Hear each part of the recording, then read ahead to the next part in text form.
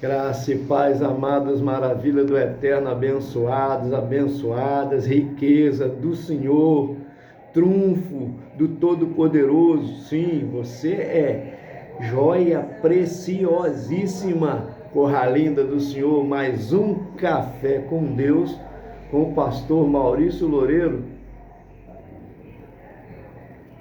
O café de hoje está lá em João capítulo 11, versículo de número 25 e 26, mas quero aí parabenizar, né, todo trabalhador. Hoje é o dia do trabalhador.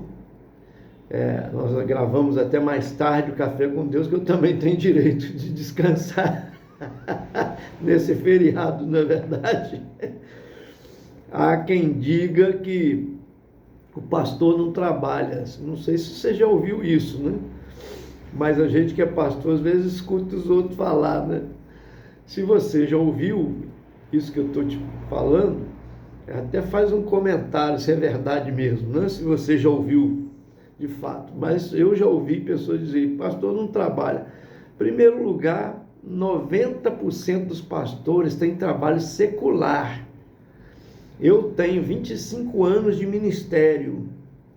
Desses 25 anos, 23 anos de ministério, trabalhei secularmente.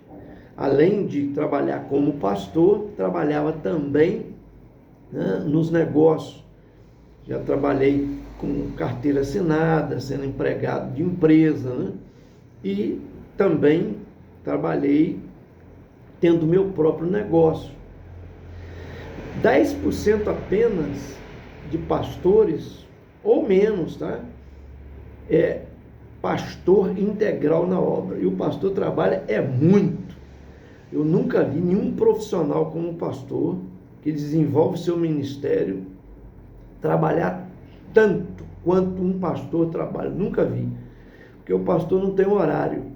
Pode ligar para ele de madrugada, tá? Feriado, ele atende em qualquer momento. E não recebe hora extra para isso, não. Ele faz por amor, porque é seu ministério. Amém?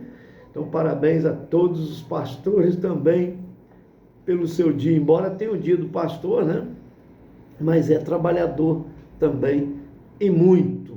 Louvado e engrandecido seja o nome do Senhor. E 90% dos pastores trabalham secularmente, né? Porque o ministério não dá condição financeira para que ele fique por conta da obra. Como eu disse, dos 25 anos de pastor, 23 trabalhei assim, só os 2 últimos anos agora, que estou por conta da obra, mas também por fé, pela fé, tá?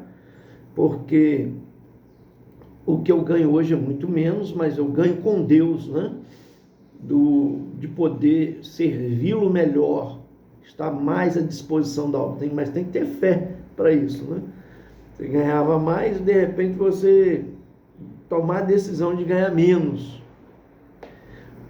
financeiramente falando, né? Mas a recompensa que Deus nos dá e os milagres que nós vemos acontecer é algo estupendo, extraordinário. É como esse milagre que vamos narrar hoje aqui. Chegamos ao 30º milagre, número 30, dos 35 que Jesus operou, registrado nessa série de milagres que nós estamos pregando sobre a vida de Jesus, sobre os milagres de Jesus, que os evangelistas narraram, tá? Mateus, Marcos, Lucas e João, né? E falam das boas novas, que é a vinda de Jesus. Desses que narraram esses milagres, tá? São 35, fora, sempre gosto de lembrar isso, centenas e milhares que foram feitos, né? E a Bíblia fala sobre isso, em cidades. Mas os registrados trazem para nós lição estupenda, como esta aqui, extraordinária. Vamos lá. Que é a morte de Lázaro e a sua ressurreição. Eita, está chegando ao fim.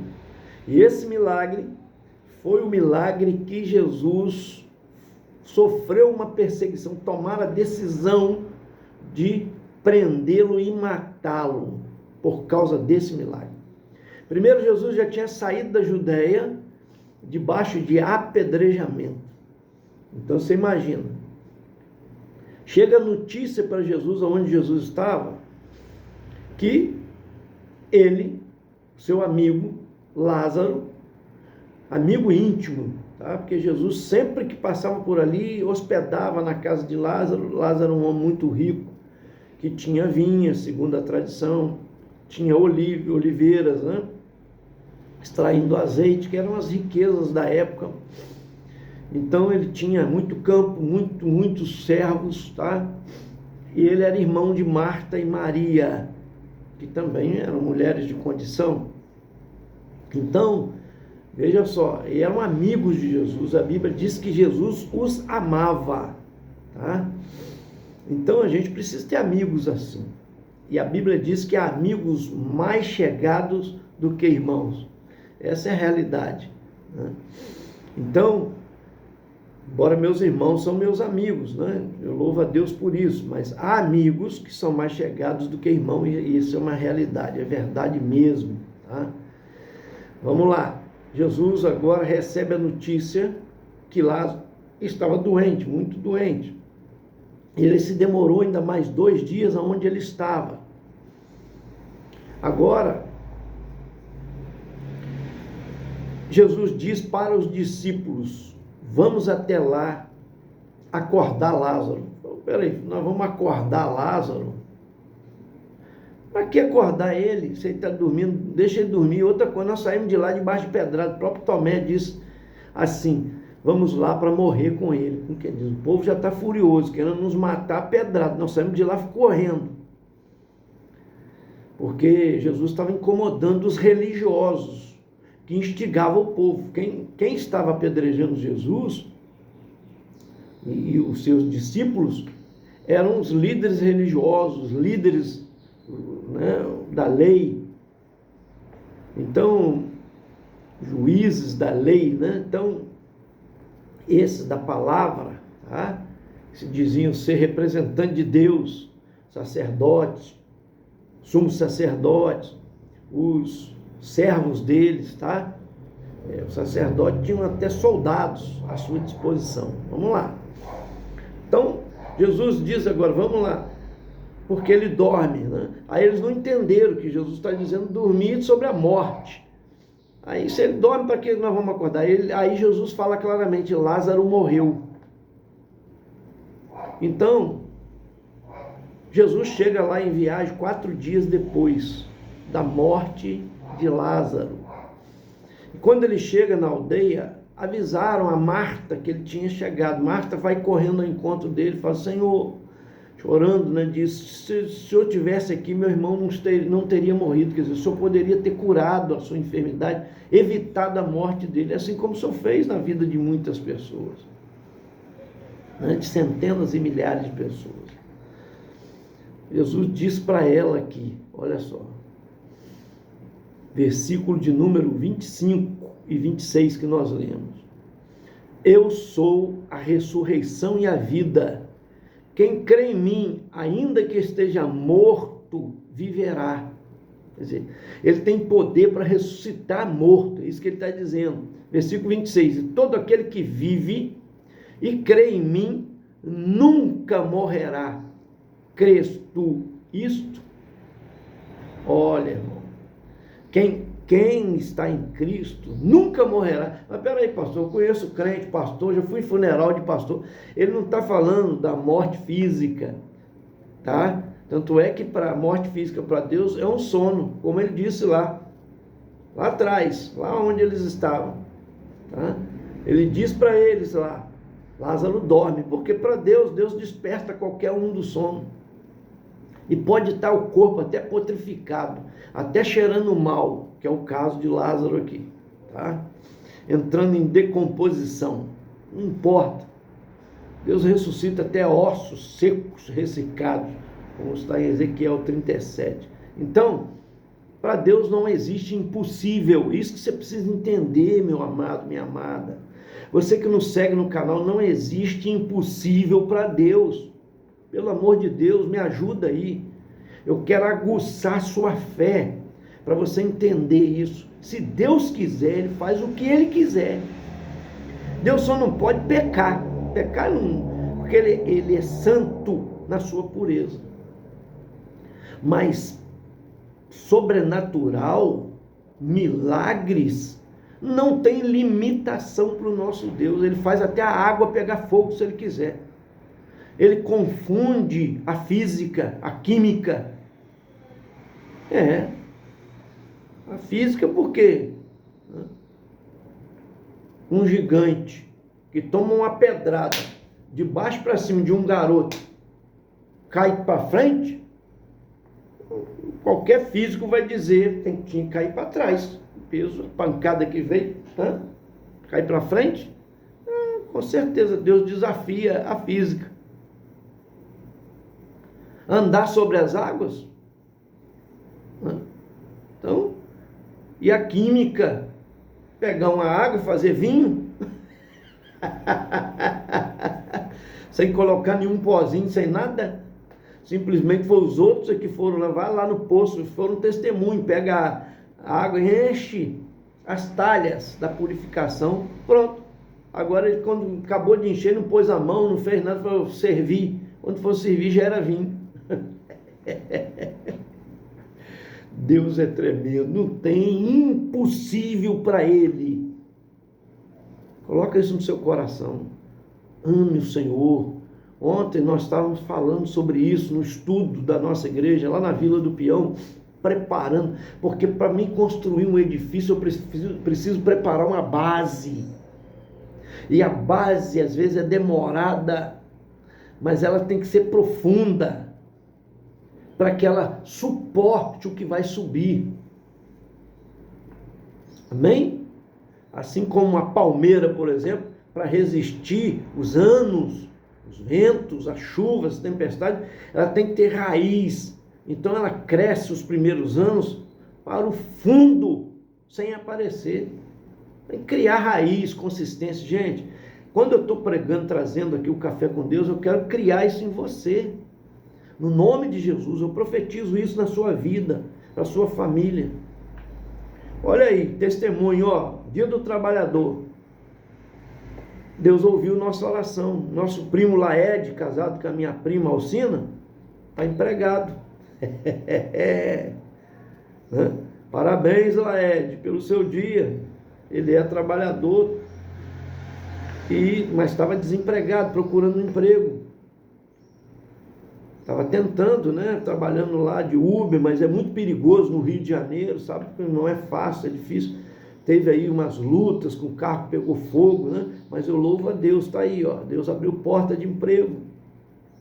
Nosso Deus é Deus que faz milagre em todas as esferas. Coloca isso no teu coração. É na saúde, é na família, no relacionamento. Ele faz milagre. Então, Jesus está dizendo aqui, eu sou a ressurreição e a vida. Não tem impedimento para mim, eu trago vida para a pessoa. Eu ressuscito quem eu quiser. Eu que dou a vida. E aquele que crê em mim não morrerá. O que ele está dizendo? Não morrerá eternamente. Porque a morte do corpo físico não é o fim. É o fim para o corpo físico, mas a alma que está dentro e o espírito que está dentro da pessoa é eterno. E aonde você vai viver, aonde você vai viver a sua eternidade, vai depender da decisão que você toma na terra. Então, quando você aceita Cristo, o seu governo, a sua liderança, e se rende a Ele, você tem a vida eterna com Ele. Como diz Billy Graham, tem gente que não ora, não consegue ficar um minuto com Deus, aí quer viver a eternidade com Ele lá. Como que ele vai viver a eternidade com Ele lá? Você não tem prazer de estar ouvindo uma mensagem, de estar indo a uma igreja para cultuar, você não tem prazer de ler as escrituras na casa dele, de orar um tempo. Como que ele vai viver eternamente com Deus? Bem, vamos lá, continuando aqui. Logo em seguida, Marta é consolada pelo Senhor, vai lá, avisa Maria fala no ouvido dela, né? Que Jesus chegou, que estava lá na aldeia, entrando na aldeia, aguardando ela. Ela sai, todos os judeus saem atrás, alguns judeus, pensando que ela vai até o sepulcro para chorar. O irmão não estava morto há 4 dias, sepultado. Então, era uma gruta, né? Na rocha, onde o irmão tinha sido sepultado, de uma pedra grande, rolada, colocada ali, 40 homens para rolar aquela pedra. Mas pensaram, ela vai ficar diante do sepulcro chorando. Foram atrás dela, só que viram que ela encontrou com o Senhor. Ela diz a mesma coisa: Senhor, se o Senhor estivesse aqui, chorando, né, em lágrimas, o meu irmão não teria morrido.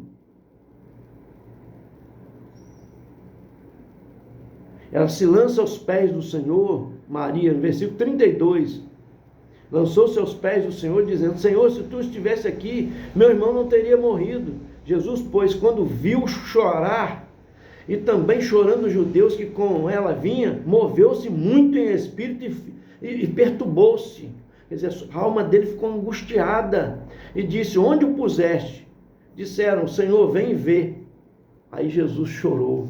Versículo de número 35, Jesus chorou. Meu Deus, isso daqui é lindo demais. Por que Jesus chorou? Se ele sabia que ia ressuscitar Lázaro. Chorou porque ele amava, era seu amigo. Ele chorou porque Deus não criou o homem para morrer. As enfermidades vêm por isso, para levar o corpo físico. O envelhecimento para levar o corpo físico. Jesus não fez para as células envelhecerem. Não nos fez para isso, tá? Para nós morrermos. Deus, ele chorou porque Deus fez um projeto lindo para o homem viver num paraíso eterno, eternamente, um paraíso para ele. Mas infelizmente não compreendeu o plano de Deus e se rendeu, acreditou numa serpente personificada por Satanás. Infelizmente é assim. Às vezes a pessoa recebe a palavra, recebe orientação, a mensagem de Deus, Deus fala ao coração da pessoa, e mesmo assim vem o inimigo, vem alguém como amigo, diz ser amigo, a pessoa não percebe que o diabo está usando ela, leva ela para outros caminhos errados. Quantos filhos de crente que foram criados na presença de Deus e hoje estão no mundo, estão nas drogas, estão às vezes até em tráfico, estão presos. Meu Deus, é muito. Eu visito presídio, eu sei. Pessoas que dizem lá: eu sou filho de crente, eu fui criado na igreja. O índice é grande demais. Porque deu ouvido, igual Eva e Adão deu ouvido a Satanás. Eva ainda dialogou, né? Diz as más línguas que a culpa é de Eva. Não, ela ainda dialogou. Ela foi convencida. Adão nem diálogo direito teve. Eva falou: é boa a fruta, eu comi, é boa. Ele mete o bocão. Ele podia ter falado com ela: você comeu? Problema seu, eu não vou comer. Deus falou para mim não comer do fruto, porque o dia que eu comesse eu ia morrer. Ela ainda foi, né, iludida, enganada, dizendo: nada, Deus não quer que você come do fruto, porque você vai se tornar como ele. Ao zoião, cresceu, né? As pessoas caem por causa disso, porque o zoião cresce. Então, vamos lá, querido. Jesus diz: tirai a pedra. Tem coisa que cabe a mim e você fazer. Deus não vai fazer para você e para mim. Não. A fé. Senhor, aumenta a minha fé, né? Deus vai colocar você em situação difícil para você acreditar.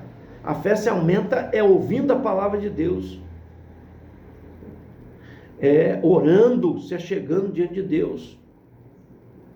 A fé aumentada, jejuando. Você sacrifica a carne para dizer para a carne: não, agora não. Aí quando o pecado vier, o desejo do pecado, você diz: não, você tem domínio sobre ele. Para isso que é o jejum. Outro dia preguei sobre isso, né? Essa casta não sai senão o jejum e oração. Jesus não está dizendo que é o jejum e oração que tira o demônio, não. É a fé que tira o demônio. Ele fala primeiro, é a fé. Vós não tivesse fé suficiente, ele fala isso. Tivesse pouca fé, não tivesse fé. Mas a fé, ele está dando um segredo. Ela é movida pela oração e pelo jejum, né?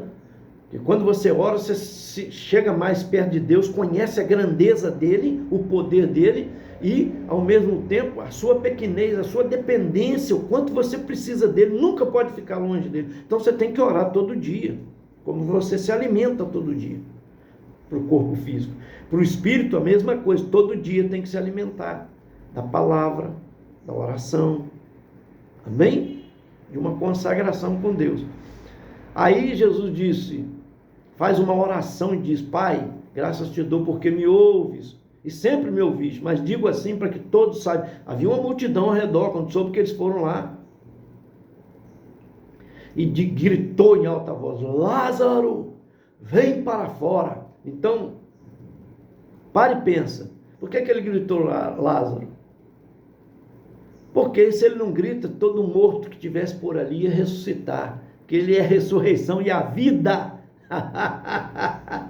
Então ele grita o nome de Lázaro. Depois que removeram a pedra, Jesus grita, faz a oração e grita o nome de Lázaro. Vem um homem lá todo envolto, porque assim que sepultava, todo enrolado em lençóis, né? Em lençol, em atadura, vamos pôr assim para você entender, e com um lençol no rosto. Vem ele andando com dificuldade, porque está com os pés amarrados, né? Aí Jesus diz, desatai-o. Então cabe a mim e você desatar pessoas. Deus faz o milagre do nascimento, da ressurreição. Pessoa que está morta ser ressuscitada, amém? Então cabe à igreja, cabe a mim e você ajudar essas pessoas na caminhada delas, desatando, né, os nós na vida delas, desatando as ataduras que estão em volta nelas, e o lençol que está cobrindo o seu rosto, para que veja. E quando fizeram isso, qual foi a surpresa?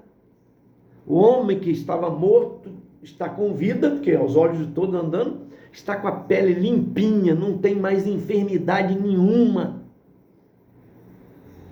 Gente, isso é tremendo, isso é lindo demais. Oh, glória ao nome do Senhor, maravilha. Esse milagre é um milagre estupendo, extraordinário. Tanto é 4 dias. Por que 4 dias Jesus demorou para estar lá? Porque havia uma crença entre os judeus, e Deus está querendo quebrar o paradigma aqui, dessa ideia, que o espírito da pessoa que morria ainda ficava rondando o corpo 3 dias. Né? Antigamente tinha pessoa que tinha doença, e até há uns 50 anos atrás, ao menos, né? Você já ouviu falar disso, cantores famosos, pessoa que foi sepultada, colocada dentro do caixão, enterrada. Depois, quando foram desenterrar, né, com o tempo, com os anos, passados anos, a pessoa estava de bruço, quer dizer, ela acordou lá dentro do caixão. Por isso que hoje pede para ficar um tempo, 24 horas, né? Geralmente é assim. Mas antigamente havia uma crença, isso porque havia doenças que achava que o coração parava, mas a mente estava funcionando. Hoje não, hoje tem estudos para isso, para conhecer, né? Para saber. Autópsia que faz, todo o procedimento, né? De um especialista, de um médico especialista, ele tem técnicas para saber. Mas antigamente não tinha, então o coração parava, não tinha pulsação, morreu, a pessoa morreu. Então às vezes ela estava com aquela doença que voltava depois, algumas horas depois, né? E até um dia depois. Mas no caso aqui, eles tinham uma crença que até 3 dias o corpo rondava, o espírito rondava e podia voltar para a pessoa. Então Jesus, para quebrar isso, para mostrar para eles que já era o 4º dia, Jesus é tremendo, gente. Por isso que eu sou apaixonado nele. Eu quero orar por você. Oh, meu Deus, seu tempo já está correndo demais. Pai, santo e glorioso, tu és maravilhoso. Como o Senhor é bom, como o Senhor é... Deus não tem palavras para dizer a grandeza, as maravilhas, o maravilhoso. Oh, Senhor, como o Senhor é tremendo. Obrigado, porque o Senhor é a ressurreição e a vida. Não tem milagre que o Senhor não possa fazer. E essa pessoa que está aí nos ouvindo está precisando. Há pessoas que estão desempregadas no dia do trabalhador, meu Pai. Deus, em nome de Jesus, abre porta de emprego. Deus, abre negócios para essa pessoa que precisa, Deus amado, ter o seu próprio negócio, em nome de Jesus. O Senhor é todo poderoso para fazer infinitamente mais. Cura essa enfermidade agora também, no poder do nome de Jesus. Faz um milagre extraordinário. Essa pessoa que está lá na UTI, que está com aparelho, está em coma, o Senhor pode trazer a vida.